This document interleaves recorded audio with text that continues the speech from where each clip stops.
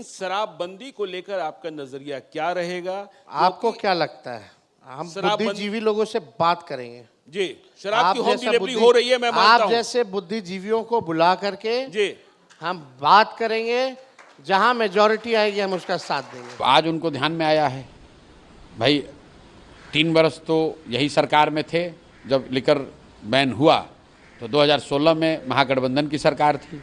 अभी जब महागठबंधन की सरकार थी तब भी उसमें शामिल थे। अभी तो ये हमको कह रहे थे कि गांधी का फोटो लगाकर लिकर शराबबंदी के फर्जी कानून को हटाने की बात कर रहे हैं।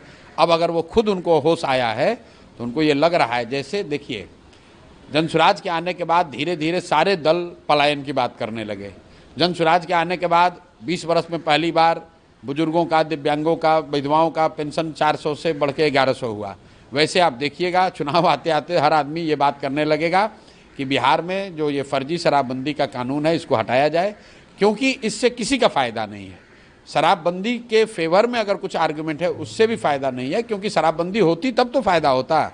यहाँ तो सिर्फ फर्जी शराबबंदी का एक कानून है जिसमें दुकान बंद है, होम डिलीवरी हो रहा है, सरकार का बिहार के लोगों का 20,000 करोड़ का नुकसान हो रहा है, और ये 20,000 करोड़ रुपया बिहार के भ्रष्ट नेताओं के पास, अफसरों के पास जा रहा है, जो हर हालत में रुकना चाहिए, बंद होना चाहिए। शराबबंदी को लेकर आपका नजरिया क्या रहेगा? आपको क्या लगता है?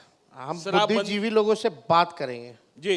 शराब की होम डिलीवरी हो रही है, मैं मानता हूं। आप जैसे बुद्धिजीवियों को बुला करके जी हम बात करेंगे, जहां मेजॉरिटी आएगी हम उसका साथ देंगे। आज उनको ध्यान में आया है भाई, 3 बरस तो यही सरकार में थे जब लिकर बैन हुआ, तो 2016 में महागठबंधन की सरकार थी। अभी जब महागठबंधन की सरकार थी तब भी उसमें शामिल थे। अभी तो ये हमको कह रहे थे कि गांधी का फोटो लगाकर लिकर शराबबंदी के फर्जी कानून को हटाने की बात कर रहे हैं। अब अगर वो खुद उनको होश आया है तो उनको ये लग रहा है, जैसे देखिए जनसुराज के आने के बाद धीरे धीरे सारे दल पलायन की बात करने लगे। जनसुराज के आने के बाद 20 बरस में पहली बार बुजुर्गों का, दिव्यांगों का, विधवाओं का पेंशन 400 से बढ़ के 1100 हुआ। वैसे आप देखिएगा चुनाव आते आते हर आदमी ये बात करने लगेगा कि बिहार में जो ये फर्जी शराबबंदी का कानून है इसको हटाया जाए, क्योंकि इससे किसी का फ़ायदा नहीं है।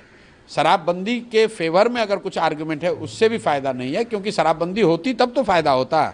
यहाँ तो सिर्फ फर्जी शराबबंदी का एक कानून है जिसमें दुकान बंद है, होम डिलीवरी हो रहा है, सरकार का बिहार के लोगों का 20,000 करोड़ का नुकसान हो रहा है, और ये 20,000 करोड़ रुपया बिहार के भ्रष्ट नेताओं के पास, अफसरों के पास जा रहा है, जो हर हालत में रुकना चाहिए, बंद होना चाहिए।